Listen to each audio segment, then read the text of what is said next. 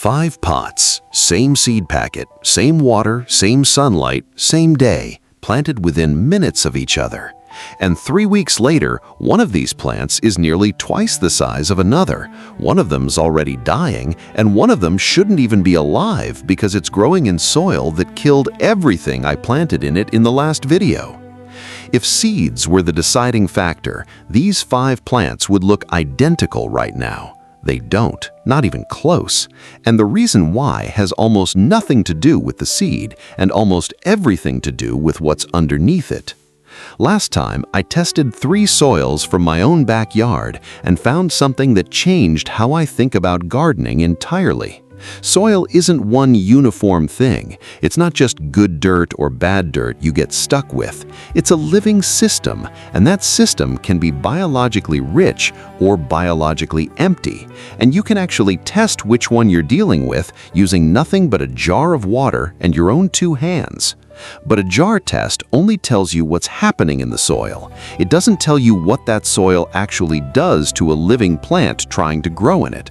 So this time, I wanted to remove all the guessing and just watch it happen directly. Same seed, 5 soils, identical conditions in every way I could control, and I let the plants themselves settle the argument. I used 5 soils. The first is soil from that same dead, dusty corner of my yard that killed 3 tomato plants last year, completely untouched, exactly as I found it. The second is soil from my raised bed, decent structure, no obvious biology, the soil equivalent of fine, I guess. The third is the compost-fed soil from the section of my garden I've been feeding for a year, dark, crumbly, alive. The fourth is a bag of store-bought premium potting mix, straight off the shelf, the kind with a label promising healthy, vigorous growth. And the fifth is the most important one, and I'll explain exactly why later. It's soil from that same dead corner, except I amended it myself before planting, using nothing but compost and worm castings I already had on hand. Same tomato variety in all 5, same size pots, same spot in the yard, rotated daily so no pot got more sun than another, same watering schedule, measured, not eyeballed. If these 5 plants turned out differently, there was only one honest explanation left standing. Chapter 1. Setting the rules before planting. Before I put a single seed in the ground, I had to make sure this test could actually prove something, instead of just giving me 5 plants and a vague feeling about which ones seemed healthier. So I set rules, and I kept them strict. Every pot was the same size and material because a bigger pot alone can change how a plant grows regardless of soil. Every seed came from the same packet, planted at the same depth on the same afternoon. Every pot got the same amount of water, poured with a measuring cup rather than guessed with a hose, because inconsistent watering alone can fake the appearance of a soil difference that isn't real. I even accounted for things that feel almost too small to matter. All 5 pots sat on the same table, not on the ground, so temperature at the root zone would be roughly consistent rather than warped by one pot sitting on cool concrete and another on sun-baked soil. I checked each pot's drainage before planting, because a pot that holds water differently than its neighbors can quietly fake a soil result that has nothing to do with biology at all. The only variable I allowed to change deliberately was the soil itself. Dead corner soil, raised bed soil, compost-fed soil, store-bought potting mix, and the amended dead corner soil, the one I fed with compost and worm castings before planting anything in it at all. I labeled each pot on the bottom, not the side, so I wouldn't unconsciously expect a certain outcome and start watching for it. I wanted the soil to prove itself to me, not the other way around. It's a small habit, but I think it matters more than people give it credit for. The moment you know which pot is supposed to win, you start unconsciously giving it the benefit of the doubt every time you check on it. Then I did something that felt almost silly at the time. I photographed all 5 pots on day 1, side by side, seed just beneath the surface, nothing visible yet. 5 identical mounds of dirt with 5 very different stories buried inside them, and no way yet to know how differently they'd end up looking. I'd encourage you to do the same thing if you ever run a version of this test yourself. The day 1 photo means nothing on its own, but it becomes the single most convincing piece of evidence in the entire experiment once you put it next to the final result. Chapter 2. The first 2 weeks. Germination is usually the most boring part of growing anything from seed. You water, you wait, and for days there's nothing to look at but soil. This time, the waiting told me almost as much as the growing did. The compost-fed pot broke ground first, on day 5, with a strong, uniform sprout that looked like it had somewhere to be. The raised bed pot followed a day later, a little slower, little less confident, but healthy enough. The store-bought potting mix surprised me. It also sprouted on day 6, and honestly looked good doing it, which matters because I'll come back to that. The amended dead corner soil sprouted on day 7, slightly behind the leaders, but present and green and upright. The untouched dead corner soil didn't sprout until day 11, nearly a full week behind the fastest pot, and when it finally did emerge, the sprout was thin, almost translucent, leaning to one side as if it had spent everything it had just breaking the surface. By the end of week 2, the gap had widened, not narrowed. The compost-fed plant had its first true leaves fully formed and was already reaching visibly toward the light. The raised bed and potting mix plants were close behind it, tracking each other almost evenly. The amended dead corner plant was smaller than those 3, but clearly established, with color that looked right, not stressed. And the untouched dead corner plant had barely grown at all since sprouting. Same thin stem, same pale, slightly yellow first leaves, sitting there more than growing there. 2 weeks in, and the soil had already written most of the story. The seed never had a chance to be the deciding factor. It was the same seed in every single pot. Chapter 3. Where the store-bought soil fell apart. This is the chapter I didn't expect to be writing when I started this experiment, because for the first 2 weeks, the store-bought potting mix looked like one of the strongest performers in the entire test.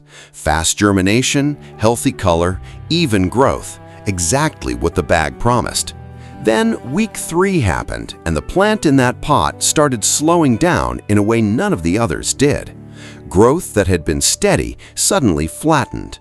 The lower leaves started yellowing first, working their way upward, which is often a sign a plant is running out of something it needs rather than fighting something actively harming it. I went back to that same jar test from the last video, just on this one soil out of curiosity. What I found lined up with what I was watching happen in the pot. Very little organic matter settled out, almost no biological layer at all. The bag had been sterilized during manufacturing, which is common and not inherently a flaw since it prevents pathogens and weed seeds from hitching a ride. But sterilization also wipes out the beneficial biology along with everything harmful. What's left behind is mostly inert material with a dose of fast-release fertilizer mixed in to get a plant through its first few weeks. That fertilizer is exactly why this pot looked so good early on. It gave the plant a quick, artificial head start with nothing biological behind it to sustain that growth once the initial fertilizer charge ran out. It's the plant equivalent of a sugar rush, fast, visible, and ultimately unsustainable once the system underneath it has nothing left to draw from. This matters more than one struggling tomato plant because it's exactly the trap so many gardeners fall into. A bag that performs beautifully for 3 weeks gets credit for being good soil, and the slowdown that follows in week 4 or 5 gets blamed on something else entirely, the weather, a pest, bad luck, when the real explanation was sitting in the bag from day 1. Fast growth early on isn't the same thing as a soil that can actually sustain a plant long term. To be fair to the product itself, none of this makes it a bad choice in every situation. For starting seedlings indoors or for a container garden you're planning to feed regularly with liquid fertilizer throughout the season, a sterile, fast-draining mix like this can genuinely be the right tool. The problem isn't the bag. The problem is the assumption printed on the label and reinforced by 3 strong weeks of growth that this soil alone is a complete self-sustaining system. It isn't. It's a delivery mechanism for a fertilizer charge, and once that charge runs out, whatever's growing in it needs you to step in and feed it again, manually, on a schedule, indefinitely. Chapter 4. The pot that shouldn't have worked. Now to the pot I actually cared most about proving one way or the other, the dead corner soil I amended myself before planting, using nothing but compost and worm castings mixed directly into the existing dirt. I want to be honest about my own expectations here because they were low. This was the same soil that killed 3 tomato plants outright, that collapsed into dust in the jar test, that had no smell, no worms, no visible organic matter of any kind. Adding compost to it once right before planting felt more like a hopeful gesture than a real intervention. But by week 4, that plant was holding a respectable middle position in the entire lineup, behind the compost-fed and raised bed pots, but visibly ahead of the untouched dead corner soil, and by that point, ahead of the fading store-bought mix as well. Steady, even, deep green growth. No yellowing, no stalling. I pulled that pot apart at the end of the test alongside all the others, specifically to look at the roots, because roots tell a story leaves can't.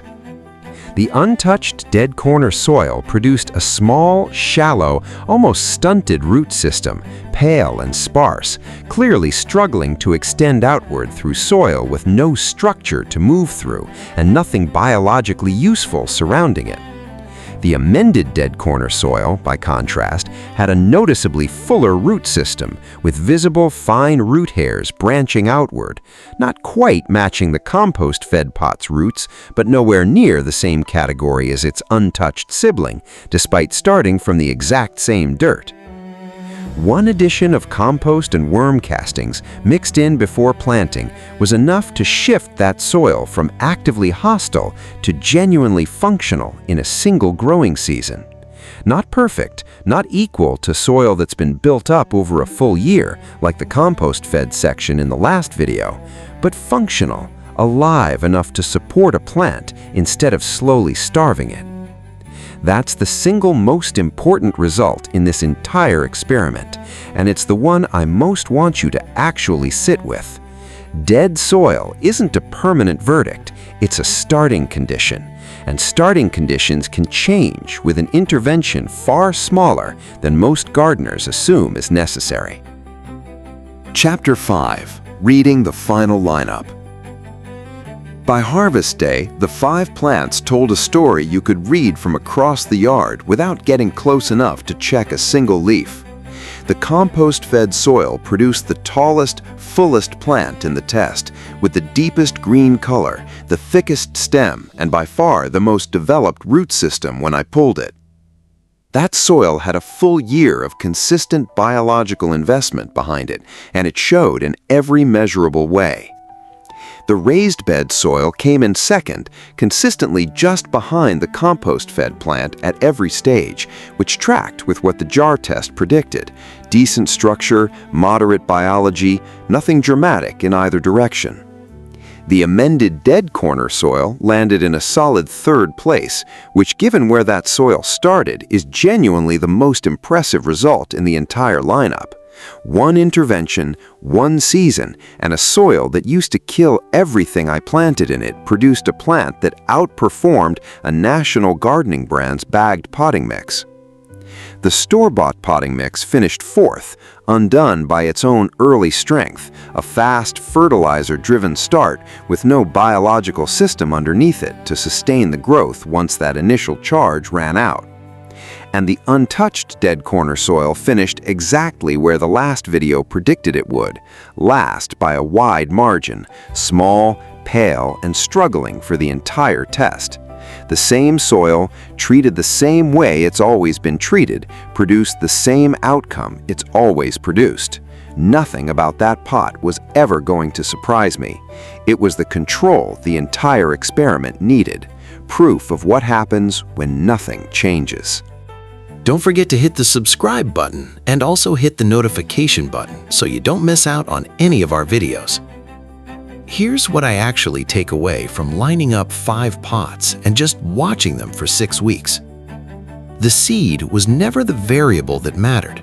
It was identical in every single pot. What decided the outcome almost entirely was what was already living or not living in the soil before that seed ever went into the ground. I want to name the other lesson buried in this test too, because it's easy to miss if you're only focused on the winner. The store-bought potting mix looked like the smart, safe choice for the first 3 weeks of this experiment, and if I'd stopped filming on day 20, I'd have told you to go buy a bag of it. That's the trap.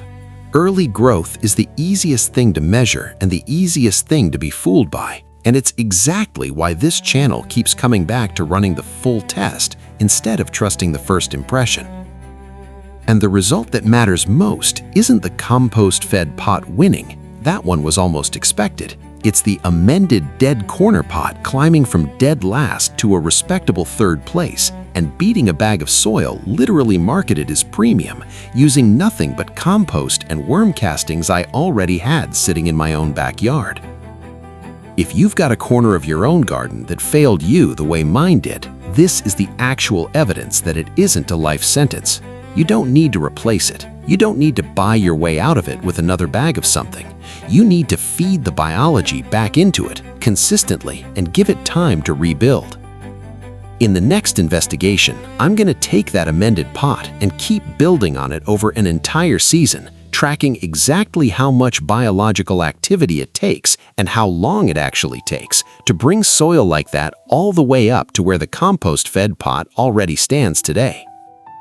If this video answered whether dead soil can come back, the next one is going to answer how far and how fast. If you want the complete breakdown of everything used in this test, exact amendment ratios, the full watering schedule, and the soil recipe behind that amended pot, it's in the Soil Intelligence Handbook linked in the description below.